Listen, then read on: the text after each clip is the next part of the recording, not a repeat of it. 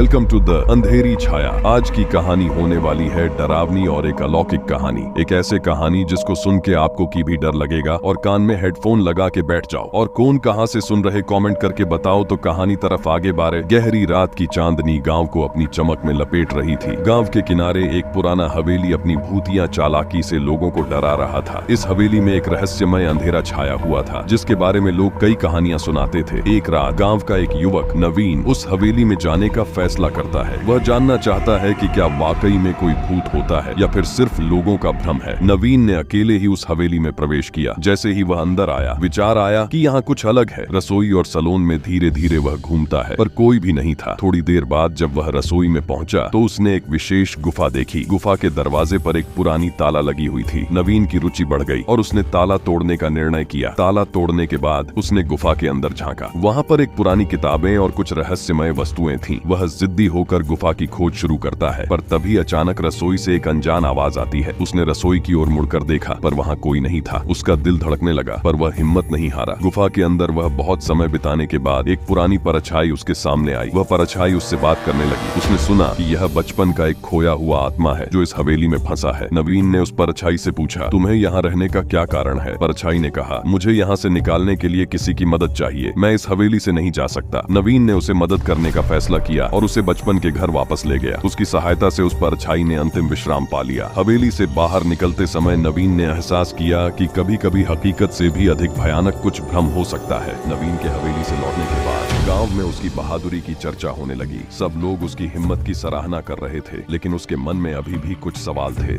उसने परछाई की कहानी सुनी थी लेकिन पूरी सच्चाई अभी भी अज्ञात थी। नवीन ने तय किया कि वह हवेली की गुत्थी सुलझाने के लिए और प्रयास करेगा। कुछ दिनों बाद नवीन फिर से हवेली में गया। इस बार अपने दो दोस्तों राहुल और मनीष के साथ। वे तीनों मिलकर हवेली के हर कोने की जांच करने लगे। इस बार उन्होंने हवेली के दूसरे हिस्सों में भी खोजबीन की जहां पहले कोई नहीं गया था। रात के समय जब सब कुछ शांत था उन्होंने हवेली के अंदर एक पुराने तहखाने का दरवाजा देखा। वे तीनों दरवाजा खोलकर नीचे उतरे। तहखाना बहुत गहरा और अंधकारमय था। वे अपने साथ टॉर्च लाए थे जिससे उन्हें थोड़ी रोशनी मिली। तहखाने में उन्हें कुछ पुरानी तस्वीरें और दस्तावेज मिले जिनमें हवेली के पिछले मालिकों की जानकारी थी। दस्तावेजों में से एक में लिखा था कि हवेली के पिछले मालिक ठाकुर वीरेंद्र सिंह ने काले जादू का प्रयोग किया था। उन्होंने अपनी आत्मा को अमर बनाने के लिए कई निर्दोष लोगों की बलि दी थी। उनकी मौत के बाद भी उनकी आत्मा हवेली में फंसी रही। उसी आत्मा ने नवीन को परछाई के रूप में दिखाई दी थी। यह जानकर नवीन, राहुल और मनीष को बहुत डर लगा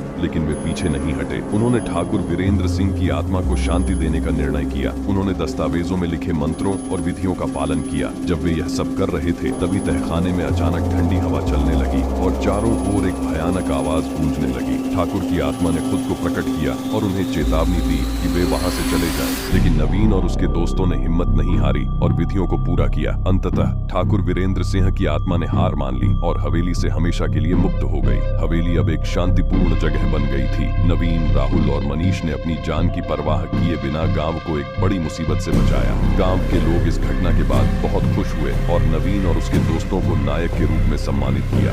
हवेली की कहानी अब एक भयावह किस्सा बन गई जिसे लोग सुनाते थे लेकिन उसमें अब डर नहीं था। हवेली अब एक सामान्य पुरानी इमारत बन गई थी और गांव के लोग अपने जीवन को बिना किसी डर के जीने लगे। अगर ऐसे हॉरर स्टोरी को पसंद आते तो हमारे चैनल के साथ जुड़े रहे और अपना नेम कमेंट्स में लिखो